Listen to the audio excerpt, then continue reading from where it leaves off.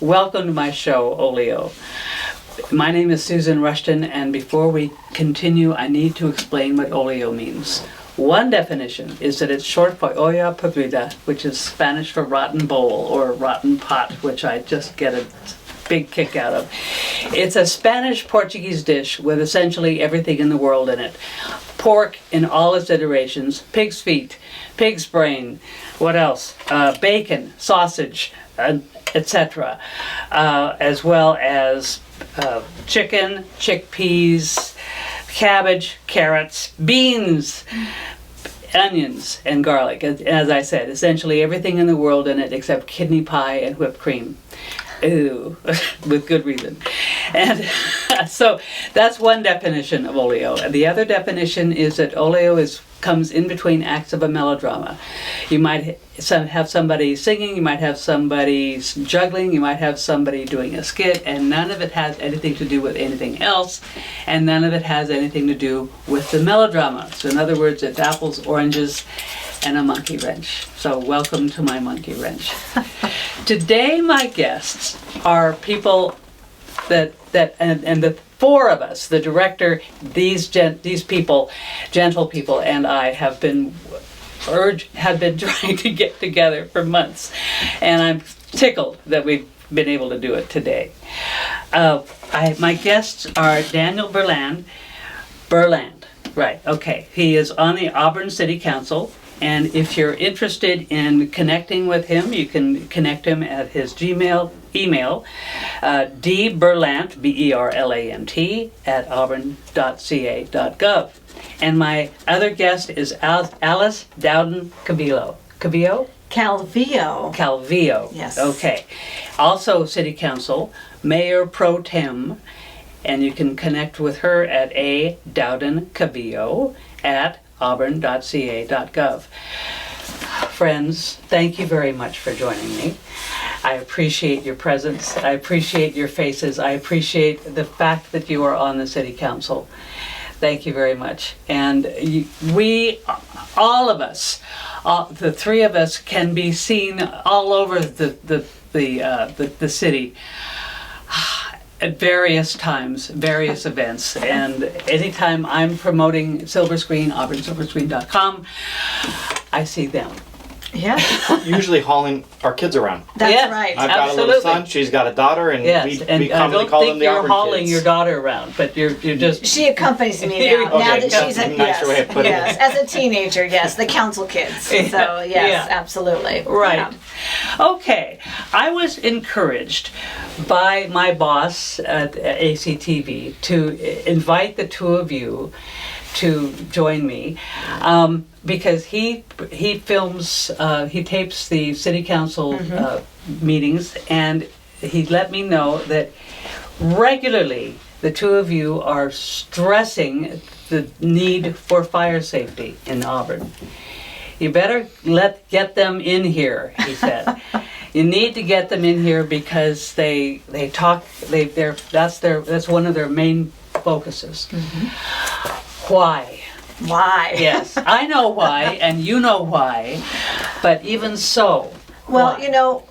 Most of Auburn is in a very high fire severity zone, and so fire is really something that's on all of our minds, and it really has been for a number of years. This is my third term on City Council, but I took a little break in between. When I first got on City Council in 1998, it was interesting because not much had been done with regards to fire mitigation or fire prevention. We had this giant canyon that we enjoyed, and full of trees, right on the edge of it. Right on the edge with weeds, and there weren't really any designated fire routes. It was just it was very interesting. And when I remember pulling together the federal government, BOR, and Parks and Rec, and I think it was Forestry and Fire Protection. It was CDF at that time. We had a town hall meeting, and I said, what are we doing about this canyon and about our risk for fire? And everybody pointed their finger at the other agency. And there was no plan. There was no mitigation plan at all.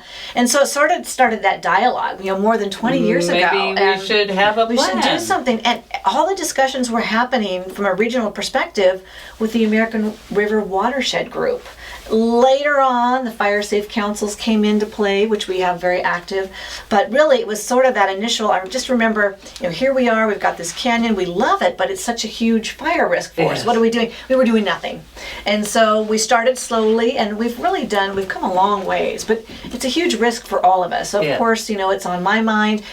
Both of us live in high, risk. I'm in Roby Point, so I think about it every day. Every time I see smoke. So, So and every time you don't, when am I going to see it?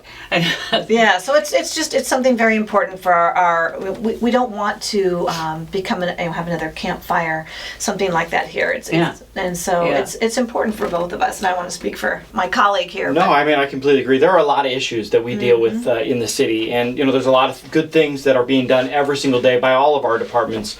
But truly, the one thing that can ruin it all and really destroy any community is wildfire. And we've seen that, as Alice mentioned, Paradise, just recently this summer, Klamath River, Greenville, the list goes on of these communities that are just completely wiped off the map from fires. And, based on the fact that we are in a very high fire hazard severity zone, it tells us that we need to avoid it. And when I ran for city council, at that point, the council was faced with laying off 5 firefighters. And so already, when was that? That was in 2014. Okay. And so for many years, the city had a grant to help with that staffing, and the city was really struggling with what to do. And so for me, I've worked in fire my entire career. Since I was 18 years old, I've worked for what is now CAL FIRE. And so fire protection, fire prevention, I see it every single day. Many of these communities we've listed, I've been at. Many of these communities throughout the state that have experienced fire, I've seen it firsthand. And I didn't want that to happen to my house, to my family, to my friends, to our neighbors, to our community. And so, especially in the last couple of years, we have done a lot. Let me go back. We saved those 5 firefighters' jobs back in 2014. But then together in the last number of years, we've actually increased our firefighter staffing. We've added 7 additional firefighters, adding a second fire station in our community, doing more in fuel reduction work, restructuring the fire department as well. But there's still more that needs to be done. And so Alice and I partnered together to put together a group that we can talk more about, but to hear from the community of what more do we need to do, because we know we need to do more. I know professionally, Alice knows from experience, but we wanted to really understand what the community felt we needed to do. And so we're doing that. And what does the community say we need to do? It's a good question. So we put together an ad hoc group to look at it. They spent many months diving in, talking to experts, and they came back to us with 23 initiatives, 23 specific actions that were all across the board. Some of them had to do with funding, some of them had to do with staffing, some of them had to do with prevention. But essentially, the city council as a whole, we tasked our fire chief with reviewing those 23 things and prioritizing them. We know we can't afford all of them. We know we don't have enough time to do all of them. But what are most important and most that we could afford? Exactly. Yes, and so we're expecting to receive a report back from the fire chief, and then we'll go ahead and adopt particular measures and some of the suggestions that the ad hoc committee put together. But one of the things we really need to do, and I know we talked about this at City Council, is to hold some of our large landowners accountable for fire reduction.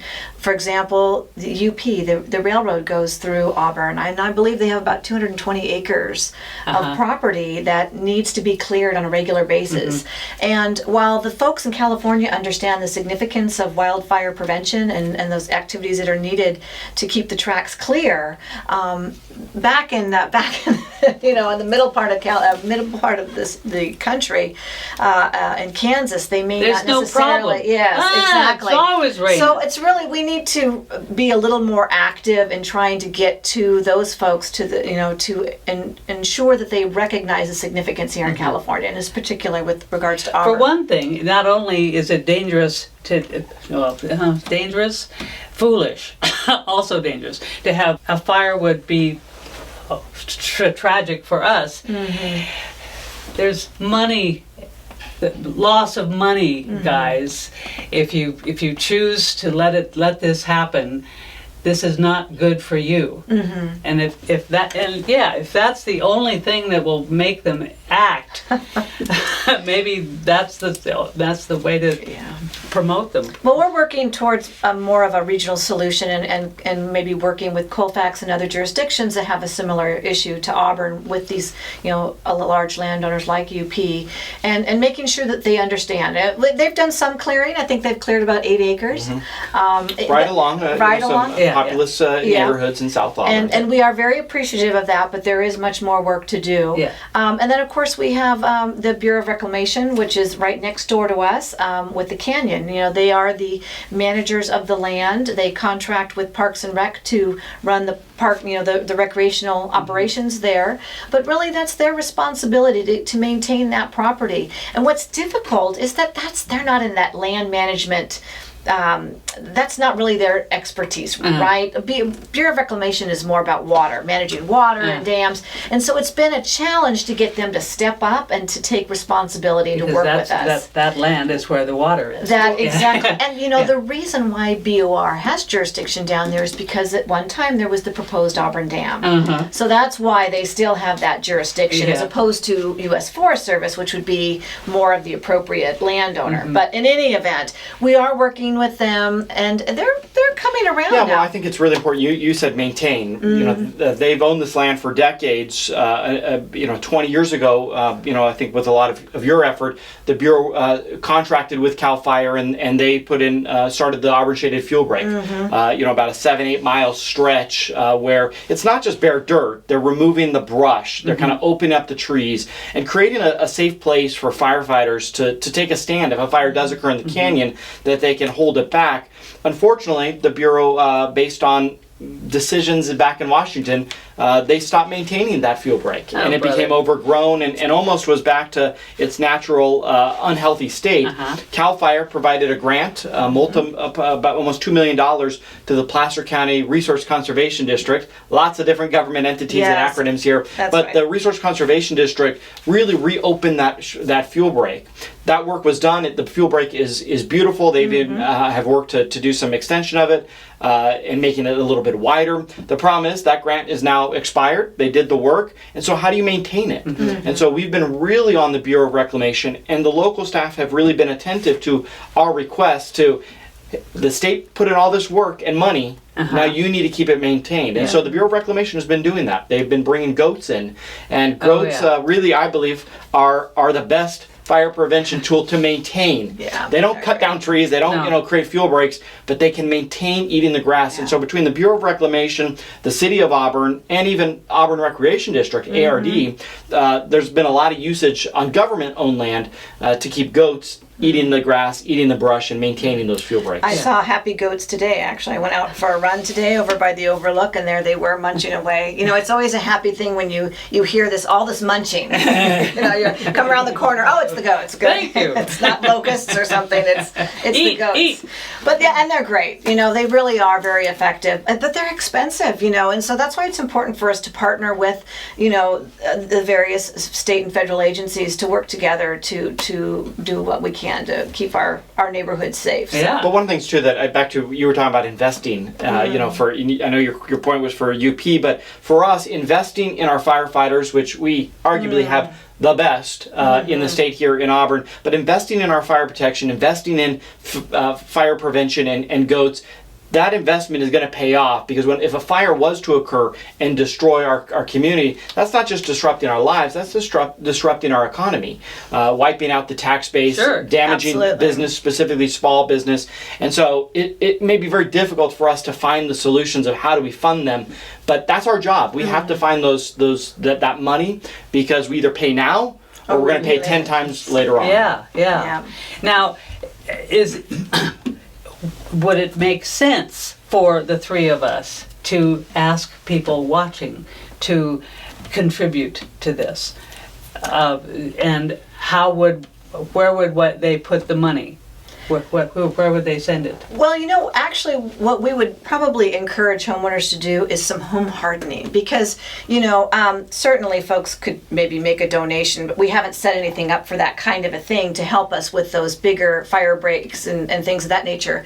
But what residents can really do is home hardening because what we're finding and you're calling now, it home hardening. Yeah, it's kind of an interesting term, but really what it means is making your home and your property more fire safe. And so that's really what we encourage folks to do and things like don't put mulch within 5 feet of your home, and to keep your trees limbed up and not over your roof.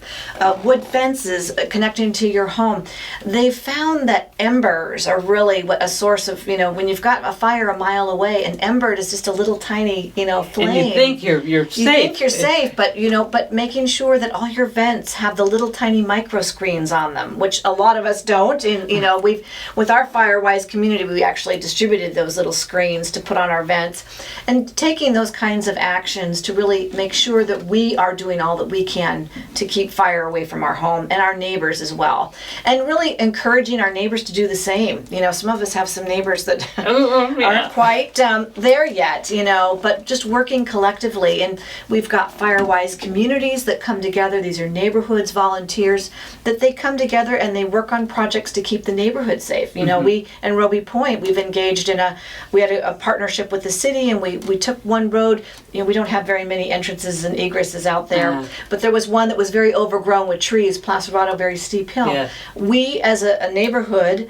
collected money, and we hired an arborist to come out and trim the trees, and then we were out there busting our backs with the brush and taking it to the chippers, and the city was helping us to chip it. But really working together and not just collectively, but to do what we can for our own homes, and hardening and things of that nature. I think that's really what we would ask of residents is really, and there's lots of great information. Daniel, you probably have tons of resources. I've got two resources. One, a website, www.readyforwildfire.org. Readyforwildfire.org has a lot of resources on the things that Alice is talking about related to defensible space. It's clearing the vegetation around your property, a minimum of 100 feet, but really focusing on those 5 feet that she mentioned, home hardening, the construction materials, evacuation tips, but all of those action plan items are available on the website. The other thing is we're very lucky in Auburn. We have a set of volunteers that meet every month, and it's called the Greater Auburn Area Fire Safe Council. And I sit on that council, and we represent not just the city of Auburn, but the greater Auburn area, including down into Newcastle and Penryn, as well as parts of Bowman. And that Fire Safe Council meets every month. And that's a good place for people to come and actually hear what's happening or be engaged. And there are those neighborhood groups, Firewise communities, and there's a lot of support. In fact, Placer County is one of the leading counties in the nation for these neighborhood designated Firewise communities. And what that is just like Alice talked about her neighborhood coming together, and they get designated a Firewise. And you're not just reducing the fire threat like she was talking about clearing brush, but really you're identifying what are the risks, and maybe meeting your neighbors who are elderly, who are disabled, who are low income, who are vulnerable to wildfires, and figuring out how do we help them. Because here's the thing, if Alice does everything she can at her house and I do nothing, my house catches on fire and we're neighbors, it's going to spread to hers. And so we have to work community-wise, and so Firewise neighborhoods are a great way to get your neighborhood fire safe. You can also, in some insurance companies, receive a discount. USAA, Mercury, the California Fair Plan, all provide an actual incentive, a discount, if you're in a designated Firewise community. That's great. And we've got a lot here in Auburn now. I don't know if it's 7? Yeah, I think it's 7 just in the city of Auburn, and then the greater Auburn area is probably about 20, and then Placer County is probably somewhere around 50. In my day job, we are the state's liaison to the Fire Safe Council program, and we are very proud to say that California is the leading state. Obviously, we have the biggest population, but in the last couple of years, we've taken the #1 spot, and 25% of all the Firewise communities in the nation are in California. Placer County and Marin County are the two leading Wow. counties. Wow. So I'm go impressed. Placer County. Now, you still I- need more to do. There's still more neighborhoods that need to Yeah, be designated, yeah, of but course. it's a good accomplishment. But Now- get involved. I think that's really Yeah. at the end of the day, we encourage homeowners to get involved and do what they can. So. Yes, yes. And as a person who has been involved in working with Firewise, the thing that was clear to me immediately is that yes, it's of course it's a big job, and you start small. You start where you wouldn't imagine, not out there, not out there, here, right outside your door. I have leaves right up against the house, and weeds a little bit out there, and so you have to start close, which is much simpler than climbing trees. That's right. Much Yes. simpler than calling the the tree cutting guys and having them knock down the trees, which takes a while. But you can. It's easy to move the leaves. To get the leaves out of the cracks in the gutters, in the and gutters. keeping your roof free from Yeah. leaves, and And it's an annual task. it really is, And even multiple. At my house, I've had to cut the Multiple. grass 4 times. The Yes. weeds in my backyard. Now I have about an acre and a half in a pretty good sized parcel. But every time it rains, the grass grows. That's right. But that's a responsibility. The nerve. I know. I know. And we love it when it's green. It's beautiful when it's Yeah. green and when there's wildflowers. Wildflowers. Sure. But it dies. Yeah. And not only does it die, it's flammable and it burns. And so you have to. But I like the way you're thinking of it. Just focus on the small steps, clearing those leaves, those pine needles, then branching out a little bit more. No pun intended. But Yeah. to limbing up the trees. Yeah. Maybe you don't need to And remove them when right you away. say limbing, Limbing, So that means removing the smaller branches that are lower to the ground. And so if you think of a Christmas tree, usually the bottom of the tree is cut. Well, do the same thing but 6 feet high. Yeah, 6 that feet. way when a fire occurs on the ground, it can't travel up into the trees. Once a fire gets in the trees, it's much harder for our firefighters to put it out, and it's going to travel faster, burn more intense, so it's more difficult to fight. But if you limb those up, you remove those branches, those smaller branches, and those branches at least 6 feet from the ground, depending on the tree height, that's going to help you. Removing the brush from under the Around, trees, so yeah. you're kind of spacing out the vegetation. Those are all the things as you start to, again, expand out on doing your defensible space work. Eventually you'll get there. And I will note that there are programs to help those who can't help themselves. Again, Firewise is a good one to, maybe you need to go help your neighbor who physically can't do it. Yeah. We Maybe did you that. can raise money to Yeah. help them, Yeah. like was done there. And so back to, it starts at home, but it is a community-wide problem. Yes. And and the answer is not necessarily cutting all the trees down. I mean, sometimes people think, oh, I need to cut every single tree down. And that's not really, if you've got trees right next to your house, within that 5 feet, you might want to really consider that. But it's like Daniel said, limbing the trees up is really, you can keep your big, beautiful oaks, but just keep them in good, healthy condition and make sure that they're limbed up. I've got lots of oaks in the front of my yard, and we've limbed them up much more than 6 feet, partially because we want to have a nice view, but we still have that canopy to provide shade, because really if you have no trees, then what happens? You get lots of grass, or lots of weeds, or especially if it's not irrigated, and then there's lots of weed eating that has to happen there. So it's nice to have some shade, but just that's why they kind of call it the shaded fuel break, is that they keep the trees, they're not all next to each other, but really limbed up and just removing all the fuels, the lateral fuels below. So and that's why the goats are so good, because once you limb your trees up and you can bring the goats in. Now, I probably wouldn't recommend goats in a neighborhood, but Maybe check with your HOA. Yeah. But I will notice a lot of the neighborhoods though in Auburn that have open space. Many of our planned communities, planned subdivisions have open space, and so many of the neighborhoods are bringing in goats to clear out that open space. So maybe they're not on, in the backyards of people's you homes. probably don't want them in your backyard. Though I would like to on mine to help me eat my grass. But the goats are very helpful in those open spaces around neighborhoods. Yeah. Okay. Yeah, so. Going back to Firewise, what if somebody in your neighborhood isn't interested? You know, Firewise Can you community. still be a Firewise community? Yes, is what you I'm can. asking. It doesn't require 100% participation. I mean, certainly you want to encourage your neighbors to join so that we can all work collectively together to better the neighborhood for fire prevention activities. But you're not required to have everyone's participation, and you won't. You know, I mean, some people for whatever reason are just not interested, but.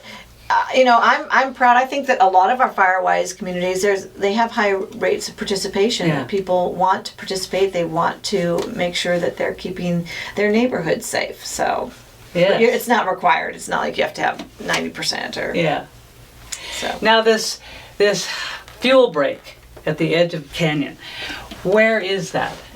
The shaded fuel break. Shaded fuel Hey, break. it's literally right behind the homes in Roby Point, in Maidu Drive, all the way down to Olive Orchard and Aeolia. So it really is, if you think of the canyon down by the river and then go all the way to the top of the ridge is where our homes are, the fuel break is a line right behind those homes. Most of it is on federal property owned by the Bureau of Reclamation. Some of it, though, is on private land. But it really, if you think of a park-like setting, where again it's opened up, you can see through the trees. The trees are limbed up, as we talked about. The brush is removed, so you can tell the difference when you're in that shaded fuel break. But it literally is that stretch right behind the city. Many of it have trails that go right through it, and so you can actually experience it yourself. Yeah, the Western States Trail. I mean, if you go from the Overlook over to Roby Point, there's the shaded field break there along the trail, and you can see that. You can just look right up the hill and see where they've trimmed the trees and then where they've brought the goats in to eat everything. So Yeah. it's when you're out there on the trails, you can see it. So, and it does. It goes right up to the people's personal property lines. And there was a grant, I think, that actually folks who owned property that was right adjacent to the federal property, they were able to get some of their properties cleared as well. That was Actually, at the Fire Safe, the Fire Safe Council has a fund called Project Canyon Safe, it specifically is an opportunity for those who put in money can actually get or put in money to do this work, who need it, can actually get money out of it as well. So if you put in 50% pay yourself, then this fund would help pay another 50%. And a lot of that money came from benefactors and generous donations from the community. So, well, again, our theme is to encourage people to spend their time and their money clearing around their home. There is the Project Canyon Safe Fund. Project Canyon Safe, that actually the Auburn Chamber of Commerce Foundation administers, but is managed by the Greater Auburn Area Fire Safe Council. And that's a great place to, if people do want to make donations, because it can help those that maybe can't afford to do it. And they're tax deductible because it's part of the Chamber it's a Foundation. nonprofit. So if you want, I know that's where we put our money for the Firewise, our Firewise community. We collected money, about $3,000 to hire an arborist, and we deposited into that account. Great. So yeah, it was great. Do you have any advice for people just starting? Actually, what we've been doing is providing advice for people just starting. And so one is to...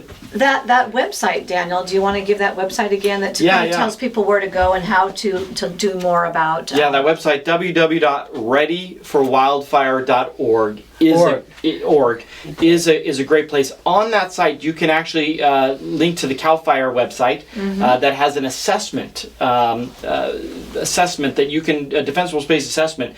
So you can actually go in and enter in your address, and then it will ask you a bunch of yes/no type of questions. Have you done this? And assess your own property yourself.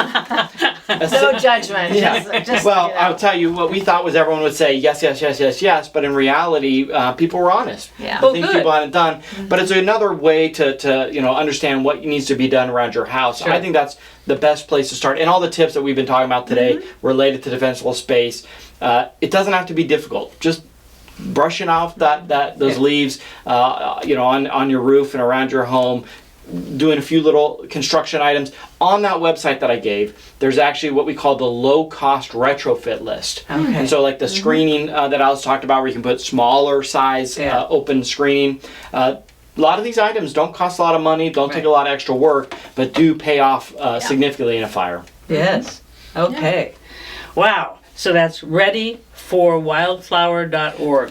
Fire. Wildfire. Yes. readyforwildfire.org. Yeah. And Project Canyon Safe. Lots of things. Oh, wow. Okay. All right. Well, Actually, sorry, Susan, one more very important website.